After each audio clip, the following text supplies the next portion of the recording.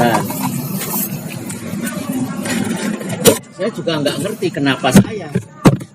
Terus terang saya tidak punya ambisi sedikit pun untuk menjadi ketua umum. Saya juga nggak berminat. Makanya ketika Mas Wi memutuskan, terus diterima oleh seluruh peserta parapatan luhur, sebelum saya ditanya, parapatan luhur sudah ditutup. Saya protes Mas Wi, Mas kenapa menunjuk orang tidak ditanya siap atau tidak siap? Mas Wi jawabnya, nah saya ditunjuk sebagai ketua majelis luhur juga nggak ada yang nanya sanggup atau nggak sanggup. Dibalikin gitu. Saya nggak terima, saya ikutin terus Mas Wi. Akhirnya saya diajak duduk bareng. Dek, yang namanya di SHT semua ini amanah. Jadi saya terima karena amanah. Nah saya minta Dek Taufik juga ini amanah. Kita sudah bicarakan bahkan jauh sebelum parapatan luhur ternyata sudah diincer katanya. Saya juga nggak tahu. Karena pada saat diumumkan saya kebetulan di duduk paling belakang, saya ngomong sama ada Mas Maulana, Mas Purwanto, terus ada beberapa orang di belakang. Saya akan protes, menolak penunjukan ini. Pernah dengar namanya Andi Kasim enggak? Jadi Andi Kasim itu dulu ajudannya Mas Maji, yang suka nulis apa yang dawuhnya Mas Maji. Itu datang ke saya nangis, Mas tolong diterima, kasihan Mas Maji. Nah itu nambah hang saya itu. Jadi begitu diumumkan saya langsung kena kayak tendangan B itu, senep saya. Mules. Karena saya tahu masalah yang dihadapi SHT ini berat. Karena ada konflik-konflik kan sebelumnya. Sebelum Mas Maji kabundut kan ada demo segala macam itu. Nah, untuk menghadapi situasi itu saya tahu diri. Ini sangat berat. Tapi karena amanah ya sudah. Itu satu. Jadi berapapun suara nggak ngaruh. Karena yang paling kuasa menentukan itu bukan jumlah suara, tapi keputusan majelis luhur. Makanya di situ ditulis majelis luhur adalah orang yang paling layak diteladani keluhuran budi pekertinya. Jadi kearifan beliau inilah yang jadi panutan kita. Nah kayak kita di cabang kan juga nggak bisa peserta muscap minta si A yang jadi. Harus formatur mengusulkan kepada pengurus pusat memilih mana yang paling layak untuk situasi tertentu. Jadi pertimbangannya bukan soal suara, tapi soal kemampuan atau kapasitas untuk menghadapi situasi yang sedang berkembang. Jadi gitu Mas, yang kaitannya dengan bakar-bakaran. Jadi nggak ada pengaruhnya, dibakar atau tidak dibakar nggak ngaruh. Nah, terus yang kedua tadi nemtek. Nah, ini kan beda. Ada merah, ada biru, ada kuning. Jadi peserta itu merah. Panitia merah, peserta kuning, peninjau biru. Seingat saya gitu ya. Nah, yang namanya Mas Murjoko, Mas Singgih, dan Mas Bagio SE itu kan tidak termasuk pengurus pusat karena sudah dilancarkan disendek lah istilahnya Mas Maji ya. Jadi tidak pengurus pusat, makanya seharusnya dia tidak berhak ikut parapatan luhur. Tapi karena kami tahu beliau ini aktif sebelumnya, dan sebelum Mas Maji kapundhut pesen kepada saya dan beberapa dulur, Dek, sing wis ya wis. Tahu kan sing wis ya wis maknanya? Yang sudah ya sudah. Banyak tantangan yang harus kita selesaikan bersama-sama. Jadi tolong pesan pada kami, yang pernah dipecat dipulihkan kembali.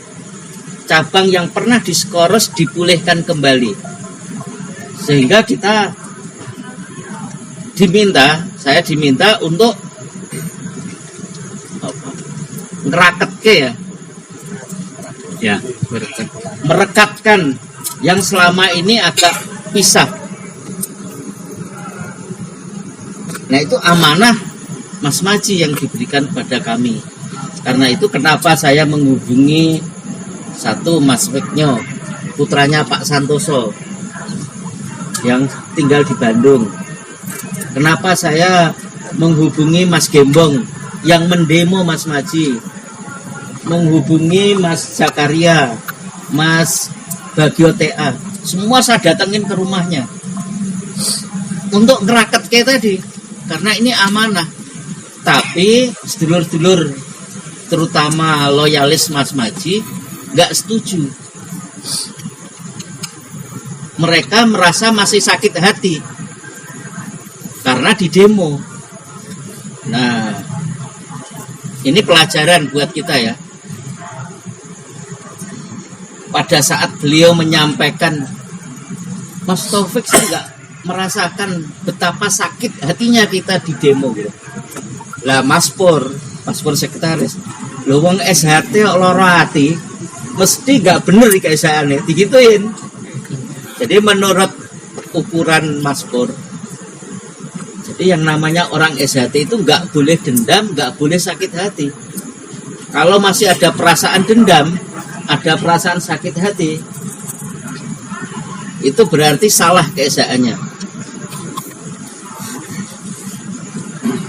Dan ini saya terima dari Mas Imam yang tadi kita doakan. Jadi nasihat beliau, Dek, tujuan kita latihan di Setia Hati ini adalah menjaga supaya hati kita ini senantiasa tentrem, ayem. Tahu nggak caranya? Belum Mas, saya bilang itu ya polos saja. Belum.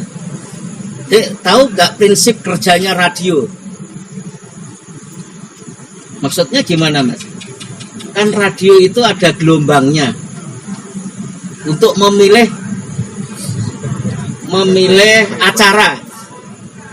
Jadi gelombang FM, AM pun ada macam-macam program kan di radio. Jadi kalau kita menghadapi situasi yang mendorong kita dipancing untuk marah, kita harus pindah itu gelombangnya, jangan ikuti itu. Gampangnya kalau kita sedang pengen dangdutan, ya jangan nyari kelenengan gitu. Tapi kalau kita pengen nyaman, adem, ya cari keroncong, cari yang itu. Nah, jadi suasana hati itu harus kita yang nyetel. Karena itu kita dilatih senam, jurus, sulspel itu untuk mensinkronkan antara keinginan, tindakan. Jadi keinginan itu yang kita pikirkan, tindakan dan perasaan kita. Nah, keterampilan kita merubah gelombang itulah bagian dari ukuran benar dan salah. Tujuan kita itu nyari ayem, nyari tentrem.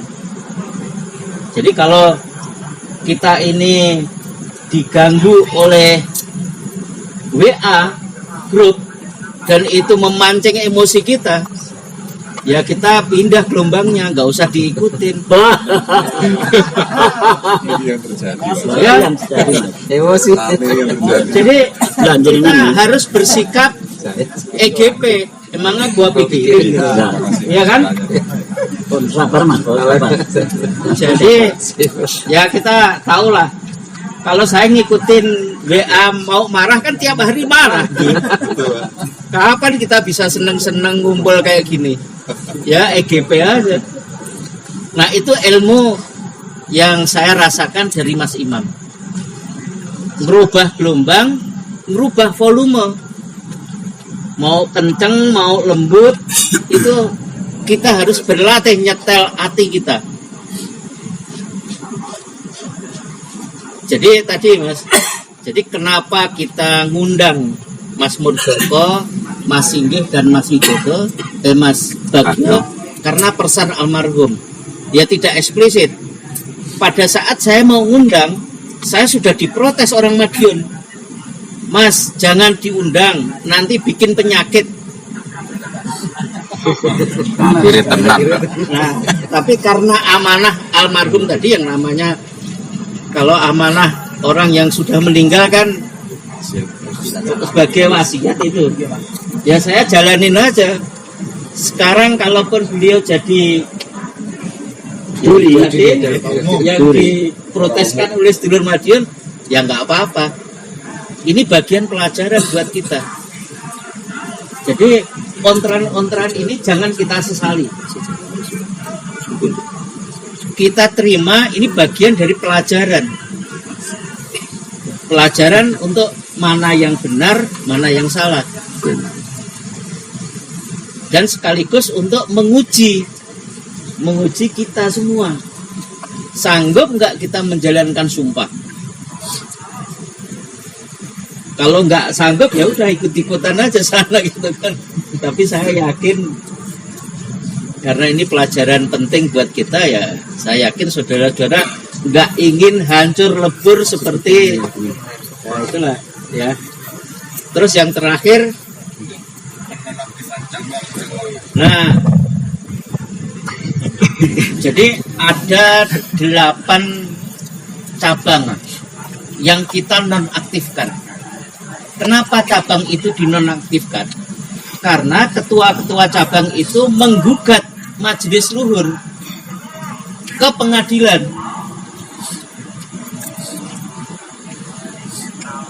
Saya tidak tahu persis alasan beliau menggugat majelis luhur. Majelis luhur kan penentu kebijakan tertinggi. Jadi apapun keputusan majelis luhur, mestinya dia tahu. Nggak bisa digugat. Nah, sebelum sanksi itu kita keluarkan untuk menghentikan beberapa cabang tadi, Mas Edi Asmanto sebagai anggota Majelis Luhur mendapat amanah untuk ngumpulin